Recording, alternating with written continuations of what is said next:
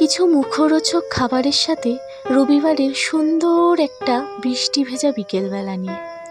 Hello everyone, আমি পৌলমীর একটা ছোট্ট মিনি ভ্লগে সকলকে স্বাগতম জানাই। মোমো আমি বাড়িতে বানাতেই পারি, কিন্তু জানো তো সবসময় আর নিজে বানিয়ে না আর খেতে ইচ্ছা হয় না। তাই আজকে কিনে আনা হলো দোকান থেকে। সাথে দিয়েছিল মোমো স্যুপ আর সস। আর প্রথমেই টেস্ট করেছে আমাদের ঋদ্ধি, আর ঋদ্ধির তো ভালোই লেগেছে। সাথে ছিল মোগলাই পরোটা। এটা যদিও ঋদ্ধির জন্য নয়, এটা ছিল আমার দিদির আর বাবার জন্য।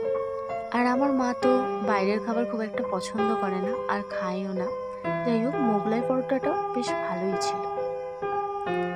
এই যে ছড়িয়ে ছিটিয়ে একদম ভালো করে সাজিয়েও নিইনি, খাওয়ার সময় অত আর সাজিয়ে গুজিয়ে নেওয়া হয় না, তবে ভালোই লাগলো। আর বিকেলবেলায় এইরকম মুখরোচক খাবার কার না ভালো লাগে। আর শেষ পাতে ছিল মিষ্টি মুখ মানে আইসক্রিম।